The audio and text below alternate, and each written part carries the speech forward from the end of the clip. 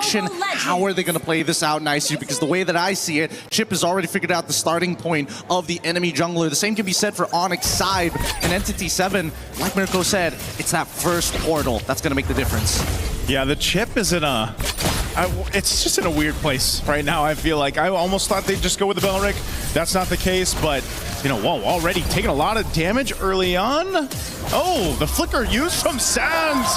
First blood already going to ONIC to start things off. Oh man, that was a mistake for sure. Again, they're just forgetting that Eudora, especially with Superconductor, has reduced Fork Lightning cooldowns, especially when it is empowered here by the same marked target. However, same problems are still gonna last. At least Shin didn't lose too much in his lane, but the rest of them, right? Now they have the information. Kairi is having the time of his life stealing away camps.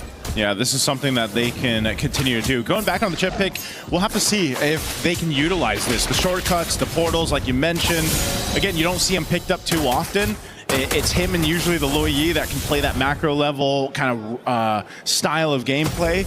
And Chip, if utilized correctly, can do a whole lot here. But with a Marcel in this setup in the mid lane, that's what they're going to go for anyway. Sans, there's some revenge. Bagwin also able to get a kill now for himself. So, hey, good for Entity 7 to get things going. Really good. And more importantly, this is the fact that Ironbush understands that, hey, despite not being level 4, it doesn't mean that I can't actually kill you in the lane if I catch you off guard. Especially since Sans very visibly used this flicker in the lane. Now, Kelra kind of out of the fight for now, but he wasn't going to participate in the upcoming turtle anyways. Yeah, this is one of the things, too. The Granger only picked a couple times so far, you know, and this is going to the hands of Kelra. Obviously, very comfortable on this hero, can make it work, but, you know, I think that's the main thing, too. You know, the decision between who gets the Sky Piercer, most likely, as the panel mentioned, Hirara here, you know, you got to protect still Kelra on the Granger. He's got the range to work with, and yeah, I kind of agreed, maybe a little bit stronger of an audio attacker here, where he's got to rely on the Rhapsody shots, but it's all about positioning, and we've seen it before from Kelra. First turtle up, though, that's already going to get started down. RW going to drop down, Loot be gone, and now Akashi going to get shredded through here, so a bit of a trade. Turtle still up, Keyboy. Almost level 4, will have that golden hour available now. They can play around this Sans, going forward with the flicker. There's the damage we were looking for again, as Kairi picks up a kill for himself. Great coordination from the mid trio here. Great showing, and more importantly, they understand that he's about to get level 4, so there's no point risking it, even though Kairi does have a level lead on to hide on Bush. At this stage of the game, right, we're thinking about lane advantages, and from top side, we're probably not going to see much go on. It's a sandbag on that side. Kelra, he's got to be really careful. As long as that flicker is down, if he pushes himself too far forward, if Doom gets a Zaman Force directly on top of him, he can kill him in that lane, so he's got to be careful for that. What I want to see from Entity 7 here is just playing around their strengths, which is really, you know, real-world manipulation. We've seen this so much with the Eve pickups. Kairi sees, he's like, hide on bush, I see you in that bush, I'm going to go for this anyway. A lot of damage coming through. Alley-ooping it over to Sans as he's able to cap off the kill. Get out of my jungle, says Kairi. Yeah, the problem is that once you see the stun be thrown out, he has no way to kind of, you know, close the get out with any iframes at that point. Kelra now getting an early Sky Piercer is great. The question is whether or not he's going to be able to participate in the very first fight here. Because so far, Sans has kind of given the layup over to Kairi. At some point, it's got to go over to Kelra. Yeah, eventually, but the strengths, man, and this is why the Eudora is so just a top priority pick right now. You're seeing it in action in the early game to be able to set things up in this manner and also kind of supplement a jungler like the Hirara in the hands of Kairi is something that you can make work so well from the early game all the way to the late game. And now this turtle finally going to be started up here. It's been delayed pretty much out. They're going to go for another kill. Akashi once again shredded through. A golden hour is going to drop down. Now Kelra's a part of the fight. He wants to get the stacks he's looking for. Doom's got to defensively Zaman Force out. There's another kill for ONIC. And they'll finally make their way for this turtle here. Shin's got no option but to back off. There is a push in the mid, though, at least for something for Entity 7. How much damage did he actually get onto that mid-tier 1? No, just the plating. The plating is good enough. That's still a little bit of money. He's going to lose a decent amount in his own jungle as Kelra decides, you know what? I ain't wasting no time whatsoever. Give me the gold on that top side before the shielding time's out. You're seeing it right there, Gideon. That's just how scary that amount of damage can be, that a flicker is burned out from Shin. Just because, again, that snapshot, that interaction with the stun, and as they go into the jungle again, E7, no room to breathe even on their own side as Kairi will pick up another stack. There's just so much CC to deal with, and nobody can really stop Keyboy from what he's doing. He's able to run through every single member of the side of E7, and until we see a full commitment, there's just no point. And now they're losing mid-tier 1, which is a pivotal point in the map. Golden Hour, drop down, Kairi lining up the shots, and it's right lined up for Shin, and out in the mid lane. Daytona's welcome into the team. They landed on through. Luffy's gone, but E7 looking to fight back down, running it for Sands. He's gonna have to burn the flicker. The re-engage comes through. Snapshots are there. Oh, Bagwin, 1 HP. He'll get back to base. Could have been way worse for Entity 7 there. Way worse, for sure. But man, let's look at the goal difference here, because somehow Kelra has been more effective in these team fights in comparison to Doom, who's been struggling again because of that Golden Hour. Let's look at this replay one more time, right? Golden Hour catches onto 2 members. They line up the shots perfectly, but by the time Akashi actually gets into the middle of this fight, they kind of don't have enough damage, right? You can see that Doom, unfortunately, tries to get this kill onto Keyboy, but they still have plenty of battle spells. So the innate impact that we see from ONIC is just too much to handle, and Doom ain't gonna waste a free Purify just to get out of a Golden Hour or walk around it.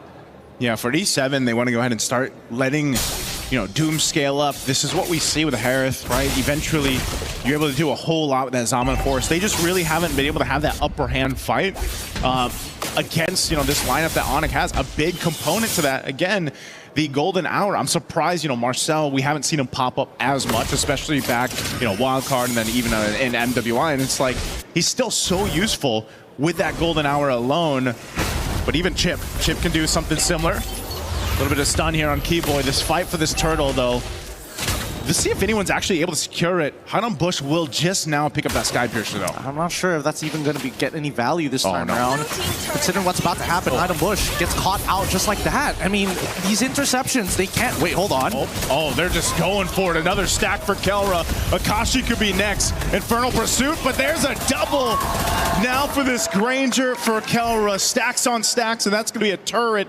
And just another objective. That's a huge miscommunication for the side of Entity 7. ONIC now going to take full advantage of this. Is Kelra now leading the charge by himself with the rest of his team to say, you know what? We're going to take everything. What are you going to do? Chase us? Doom trying, but he's not going to catch up to Keyboy anytime soon. Yeah, you're not going to catch a Marcel like that, So, yeah, I don't know. That was clearly a mistake, a misstep there for E7 to be on that side, to lose their jungler, but the punishment also is just more turrets, more space. Even in that replay, it just happens so quickly, and then you get collapsed on. And if you line yourselves up like this for E7, you're trying to keep things from getting too worse. It's just, ONIC does such a great job at giving those stacks over to Kelra too. They know that that's a big part of these team fights now. I mean, look at the health bars. They're just dropping as they try to get to the base. They try to get away, but Bagwin's down, and now Akashi gets blown up as well from the shots from Kelra.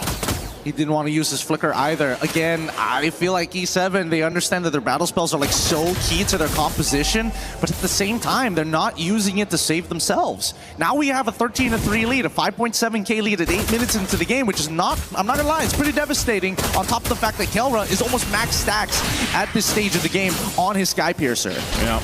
Keyboy and Sans both just doing an amazing job throughout this game too to set things up. Look at the difference here now in the mid lane. They're actually able to get Ludwig. Keyboy and Sans, do they want to fight this? I know they got Kelra there, but still, you don't want to get overzealous and get punished here. You got a 6,000 gold lead if you're ONIC. You want to keep that together for this Lord here in about 30. First items priority. I like how Ludwig is like, I'm not going to think about sustain whatsoever. All I'm thinking about is maintaining my stacks, get me a Guardian helmet, and I'll make something happen. He is a thick boy for a good reason, but also such a huge deterrent for E7. Like, what are they going to do as soon as he starts charging up the Daytona's welcome, right? On the opposite side, I do want to see whether or not E7, specifically Bagwin, he needs to get a backline attack onto Kelra. Yeah, I feel like he's been trying, he's been trying to find that positioning, but there just hasn't been that opening that they're looking for. And now at this point, it looks like E7's just going to have to give this Lord over to ONIC, let them do their things. Akashi's going to give the information. There's quite a few here. They're trying to push up top too, but Lord already secured by Kairi. Bagwin gone. I mean, this is just not where you want to be, and now Daytona's welcome to keep Akashi in place. Line it up again for Kelra to get a double again. And E7, it's looking really dire here in game 1. think this game is almost over. ONIC is in a point where their snowball is a little too big. And they're purposely delaying Hide on Bush. He will not be able to get with the rest of his team, and now his death timer is staggered. Yep. Already base turret's gonna be worked on. Doom trying to drop it down with his Almond Force, but still just delaying possibly the inevitable here. Almost a 9,000 gold lead as Lord is gonna approach this mid turret. The defense shield still gonna pop, but the Lord is still up, and now the pressure's here. 15 still, 4 Hide on Bush to be up. They're gonna drop it down once again. Lutfi, Daytona's welcome. Throw him into the wall. Kairi, meanwhile, on the other side's working. Burns a flicker out. Akashi, no chance. And now looking to take out Doom as well. He's trying to avoid the shots from Kelra, but he can't avoid Kairi.